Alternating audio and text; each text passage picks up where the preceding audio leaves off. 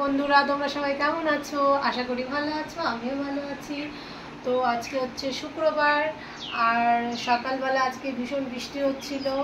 তো মাথাটা এতটা যন্ত্রণা হচ্ছে যে সকালে ছেলেকে স্কুলে নিয়ে যাওয়ার সময় তোমাদের সাথে ভিডিওটা শেয়ার করতে পারিনি, কারণ যে ক্যামেরাটা ধরবে এত বৃষ্টি পড়ছিল। ওই জন্য আমি বললাম যে থাক, তাহলে বাড়ি আসার পরেই ক্যামেরাটা ধরার মতন লোক আমার রয়েছে।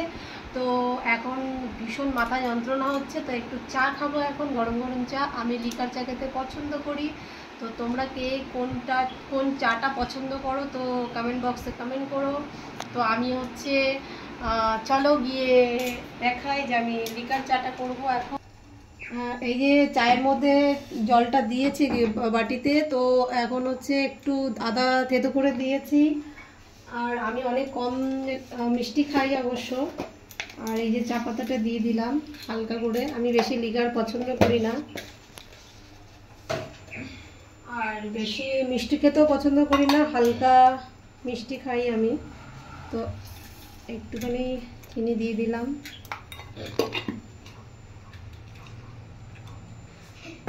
তো আসার সময় দেখলাম এত গরম গরম কচুরি ভাজা হচ্ছে, তো ভাবলাম সবার জন্য একটু কচুরি নিয়ে আসি দোকানের থেকে। মানে এত সুন্দর ওখানে টেস্ট, ওখানে নাম করা হচ্ছে, আমাদের নিউ ব্যারাকপুরে পাওয়া যায়।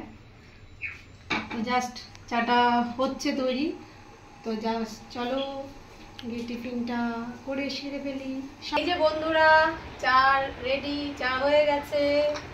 আর এই যে গরম গরম কচুরি নিয়ে এসেছি, এই দেখছি খুব সুন্দর কচুরিগুলো তৈরি করে, ভীষণ সুন্দর।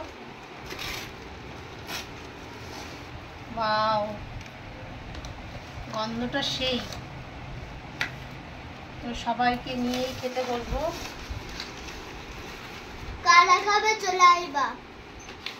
আমার দুই ছেলে আছে, বড়মশাই আছে, তরকারিটা তরকারি করে। অ্যাকচুয়ালি বাইরের খাবারটা না খাওয়াই ভালো, কিন্তু এত সুন্দর গন্ধ, প্রত্যেক দিন স্কুলে যাওয়ার সময় আসার সময় গন্ধটা পাই। কিন্তু তেলে ভাজাটা ডেলি ডেলি খাওয়াটা ঠিক নয়, সবার জন্য বলছি, তাও লোভ সামলাতে পারি না।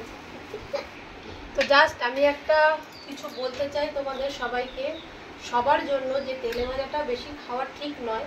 তো সবাই তেলে ভাজা থেকে একটু দূরে থাকলে আমাদের পেটের সমস্যা, আমাদের শরীরও ঠিক থাকবে। তো এটা আমি বলতে চাচ্ছি, সবাই সুস্থ থাকবে, ভালো থাকবে, তেলে ভাজার থেকে একটু দূরে। কারণ ওরা অনেক দিনের তেল নিয়ে ওরা ভাজা খায়, ভাজা তৈরি করে। তো আমরা জানি, তা সত্ত্বেও আমরা খাই, জেনে শুনে আমাদের পেটের সমস্যা, শরীরের সমস্যা করতে করি, রাইট? তো চলো স্টার্ট করা যাক গরম গরম চা দিয়ে। সেই লেভেলের হয়েছে, সেই আদার গন্ধ, কারণ মাথাটা ধরেছে প্রচণ্ড জোরে, শেয়ার করলাম তোদের সাথে।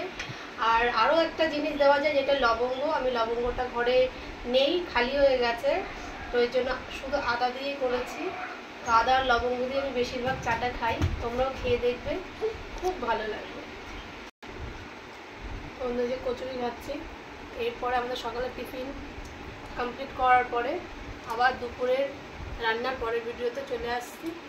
টাটা।